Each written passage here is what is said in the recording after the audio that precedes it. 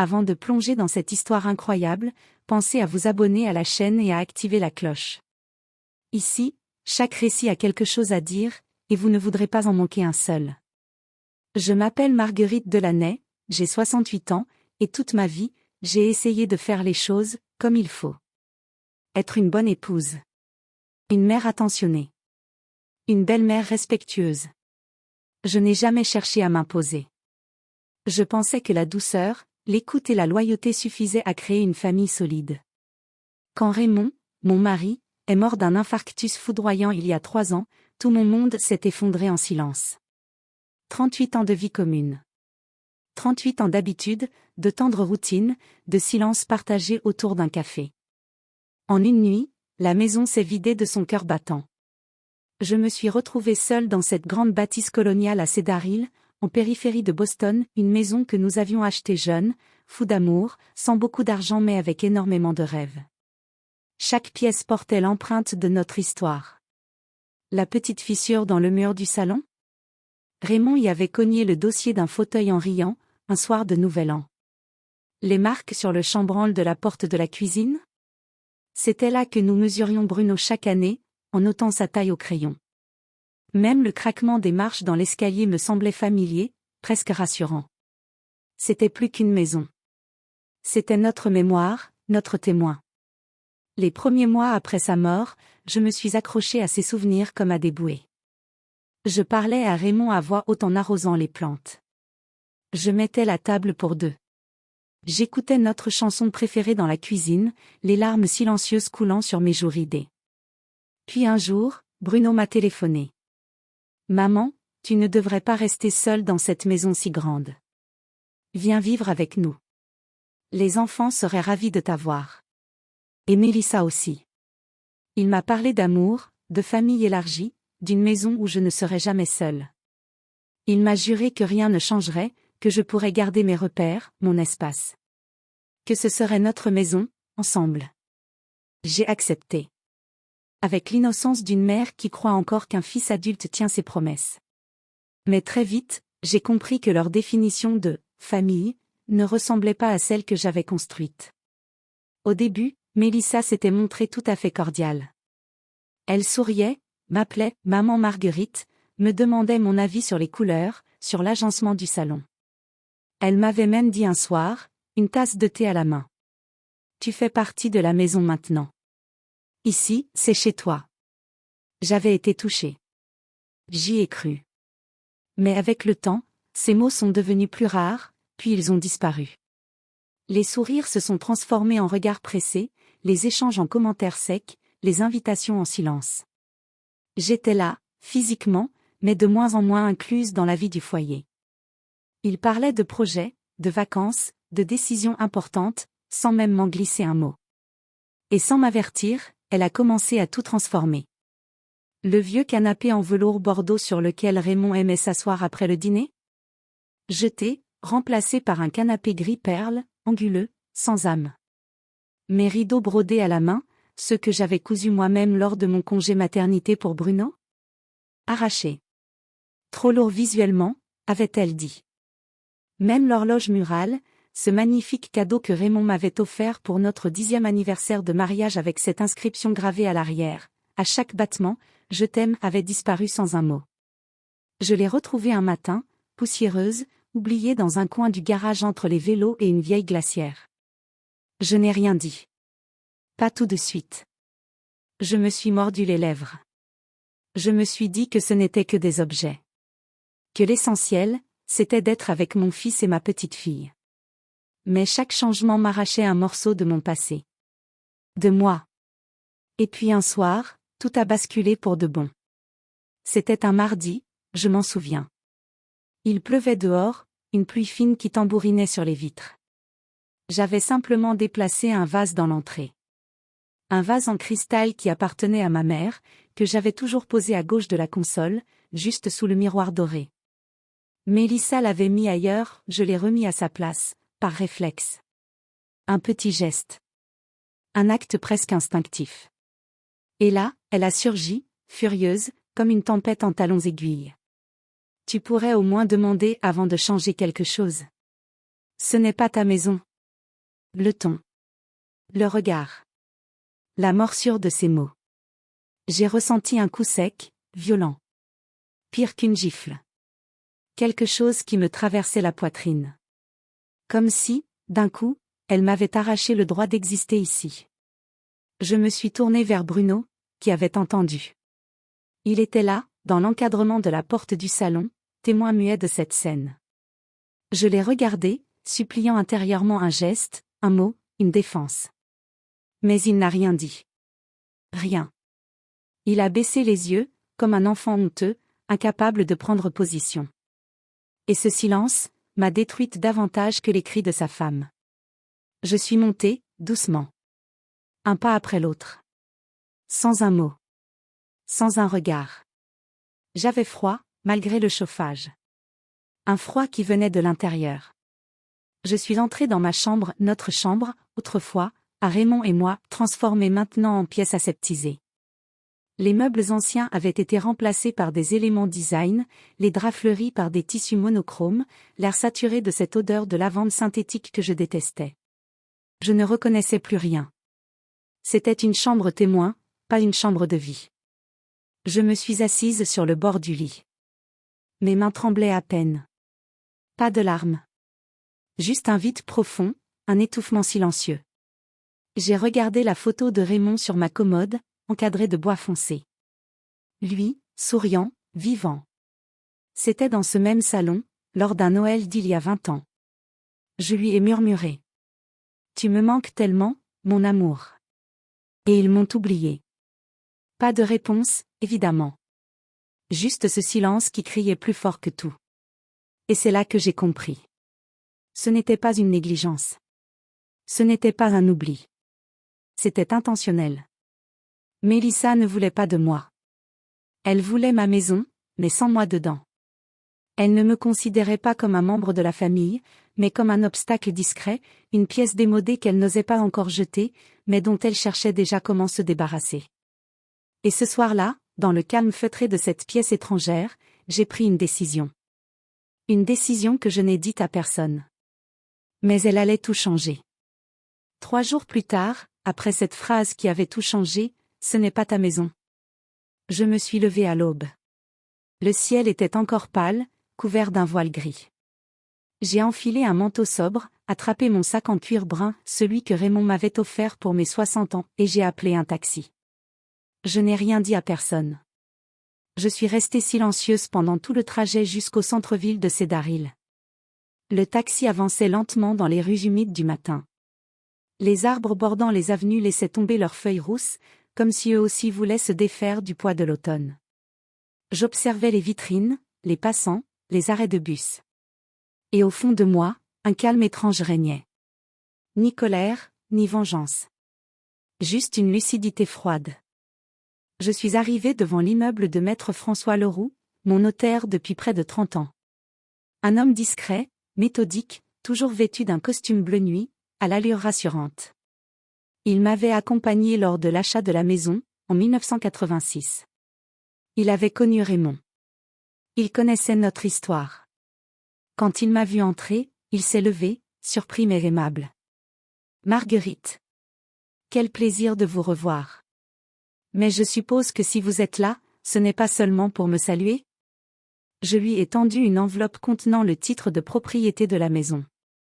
Il l'a ouverte, a parcouru les documents, et a hoché la tête.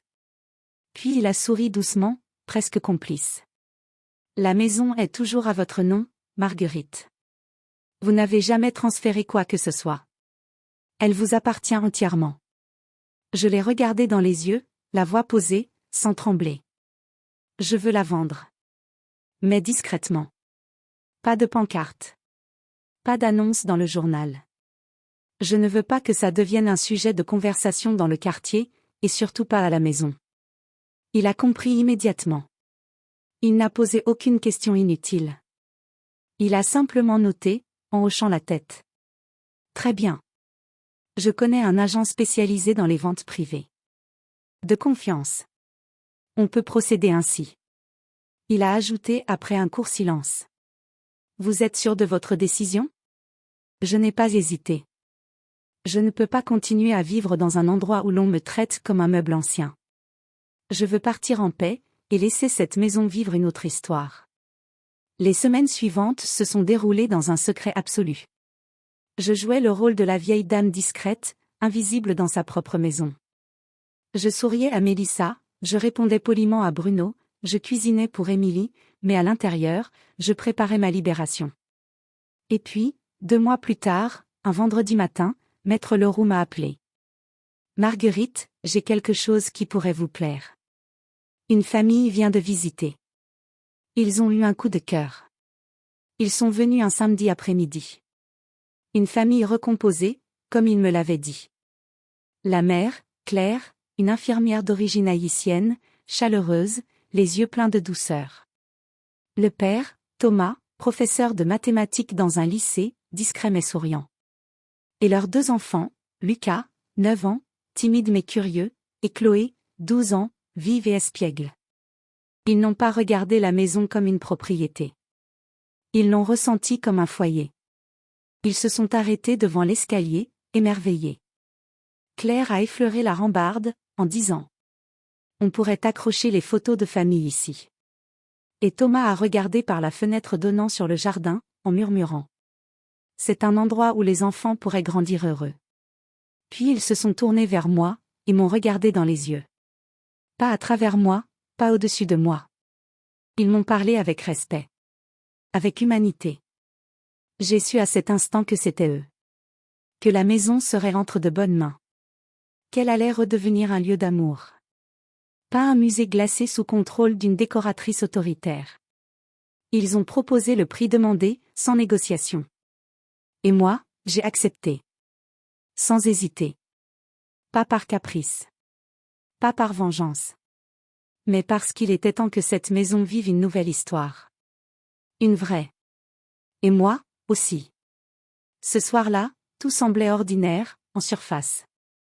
La table était dressée comme d'habitude. Des verres en cristal fin, des assiettes blanches modernes que Mélissa affectionnait. Le dîner était tiède, presque fade, comme s'il savait déjà qu'il ne serait pas mangé jusqu'au bout. Le silence était à peine rompu par le cliquetis des couverts et les petits bruits discrets d'Émilie, qui jouait avec ses pattes en formant des petits ronds. Bruno, comme à son habitude, parlait de son travail, un client qui voulait tout à la dernière minute, une présentation qui avait mal tourné, un stagiaire trop bavard. Il parlait sans s'arrêter, comme pour meubler l'ambiance sans vraiment y être. Mélissa, elle, faisait défiler des images de fauteuils haut de gamme sur sa tablette, en fronçant les sourcils, concentrée sur un projet qui, visiblement, la passionnait plus que notre présence. Et moi, je les regardais. Non plus avec l'attente d'être incluse. Mais avec la lucidité froide d'une femme prête à tourner une page. Je les regardais vivre dans une maison qu'ils croyaient acquise. Comme on pose les pieds sur un sol sans jamais vérifier s'il est solide. Alors, calmement, j'ai pris ma serviette en tissu, l'ai pliée doucement, et je l'ai posée à côté de mon assiette. Puis j'ai levé la tête, d'une voix claire, sans trembler, j'ai dit. J'ai vendu la maison. Le monde s'est arrêté. 1 seconde. 2. 3. Le genre de silence qui n'arrive qu'après une explosion intérieure. Mélissa a levé les yeux de sa tablette comme si elle n'avait pas compris. Puis ses traits se sont figés. Et elle a hurlé, incapable de contrôler sa voix. Quoi? Bruno, déstabilisé, a laissé tomber sa fourchette dans son assiette. Le bruit métallique a résonné comme un glas. Maman, ce n'est pas possible. A-t-il balbutié, presque penaud. Tu veux dire, tu plaisantes, là? Tu as vendu notre maison? Je les ai regardés tous les deux. Pas avec dureté. Avec calme. Avec vérité. La maison est à mon nom depuis toujours. Je ne vous ai jamais caché cela. Les papiers ont été signés il y a quelques jours. Le transfert sera effectif dans 1 mois. Mélissa s'est levée d'un bond, renversant presque sa chaise. Son visage était rouge, ses yeux brillants d'une colère mêlée de panique. Tu n'avais pas le droit de faire ça sans nous. C'est une trahison. Tu sais tout ce qu'on a investi ici? On a redécoré, rénové, on a tout misé sur cette maison. Je l'ai regardé droit dans les yeux. Sans hausser le ton. Juste avec cette tranquillité qu'on acquiert lorsqu'on a pleuré en silence trop longtemps. Tu m'as dit un jour que ce n'était pas ma maison. Je me suis contentée de t'écouter. Elle a ouvert la bouche, mais aucun mot n'est sorti. Bruno, lui, s'est frotté le front, incapable de formuler une objection. Il semblait tout à coup mesurer la profondeur de ce qu'il avait laissé faire, de ce qu'il avait laissé dire. Je me suis levée à mon tour, ramassant ma serviette, la repliant calmement. J'ai trouvé une famille qui respectera cette maison. Elle en fera un vrai foyer. Les jours suivants furent pesants. L'atmosphère était glaciale. Mélissa ne m'adressait plus la parole. Elle entrait dans les pièces en évitant mon regard, claquait les portes avec rage contenue. Elle s'exprimait par gestes brusques, soupirs appuyés, silence amer. Bruno, lui, tentait maladroitement de ménager tout le monde. Il m'a proposé, un matin, alors que je préparais du thé. Maman. Si tu veux, on peut t'installer dans le studio à côté de chez nous. Tu serais proche d'Émilie, on pourrait tout aménager. Je lui ai souri doucement. Avec cette tendresse triste qu'une mère garde pour un fils qui a grandi trop vite, mais pas assez profondément. Non, Bruno. Merci. J'ai besoin d'un endroit à moi. Un vrai. Le matin du déménagement, le ciel était clair. Les oiseaux chantaient, comme pour défier la tension ambiante. J'avais empaqueté mes affaires discrètement, pièce par pièce, en évitant de faire du bruit, comme toujours. Quand Émilie est rentrée de l'école et qu'elle a vu les cartons, elle a couru vers moi. « Tu pars vraiment, mamie ?» Ses grands yeux mouillés m'ont brisé le cœur. Je l'ai serrée dans mes bras avec toute la force que mon dos fatigué me permettait. « Tu vas me manquer, mamie ?» a-t-elle chuchoté en reniflant. Je l'ai regardée dans les yeux, caressé sa joue, puis lui ai dit. « On se verra tous les mercredis, ma chérie. Je te le promets. Je vais t'apprendre à faire mes fameux cookies, tu veux ?» Elle a hoché la tête, un sourire timide aux lèvres, entre deux larmes. Et dans ce petit moment suspendu, j'ai su que l'essentiel restait intact. Aujourd'hui, je vis dans un appartement cosy au 3e étage d'une résidence paisible pour retraités cultivés, niché au cœur d'un quartier ancien mais plein de charme. Les murs sont tapissés de livres, mes fenêtres donnent sur un petit parc où les feuilles dansent au rythme des saisons. Le matin, j'aime m'asseoir près de la fenêtre avec une tasse de thé fumante, regardant les passants se presser ou flâner. Je participe régulièrement à un club de lecture, où l'on débat avec passion des classiques et des nouveautés littéraires. Je partage aussi mon savoir en donnant des cours d'histoire bénévoles à des jeunes du quartier, ravis de transmettre la mémoire, les récits oubliés, les leçons du passé. Je ris plus souvent, aussi. Des éclats vrais, des sourires légers qui reviennent comme des promesses tenues. J'ai retrouvé un goût pour la vie que je croyais perdue. La famille qui a repris la maison ne m'a pas oublié. Parfois, ils m'envoient des photos. Des clichés du jardin au printemps, où les rosiers que Raymond aimait tant ont été replantés. Un clin d'œil doux amer qui réchauffe mon cœur. Parfois, je reçois même une petite note manuscrite de Claire, la nouvelle propriétaire, qui m'assure qu'ils prennent soin de chaque pierre, de chaque fleur, avec respect. Et moi ? Je suis libre. Libre d'exister pleinement, libre d'être respectée, entendue, aimée pour ce que je suis. Pas comme une vieille dame qu'on tolère par politesse, mais comme une femme entière, riche de ses expériences et de ses combats. Un jour, dans l'allée du supermarché, je l'ai croisée. Mélissa. Son visage était marqué par la fatigue, ses traits tendus. Elle paraissait nerveuse, presque perdue dans ses pensées. Elle m'a lancé, les dents serrées, le regard dur. On aurait pu garder cette maison si tu n'avais pas été aussi rancunière. Je l'ai regardée, calmement. Sans colère. Sans besoin de justifier ou de me défendre. Je lui ai simplement souri, un sourire doux mais ferme, un sourire qui portait tout le poids de l'histoire, de la dignité retrouvée. Non, Mélissa. Vous auriez pu la garder, si vous aviez su honorer celle qui l'a construite. Elle a baissé les yeux, incapable de répondre. Et moi, je suis partie. Digne. Entière. Enfin chez moi. La vraie maison, ce n'est pas celle qu'on possède. C'est celle où l'on peut être soi, sans masque, sans peur. Là où on trouve la paix, la liberté, et la force de recommencer.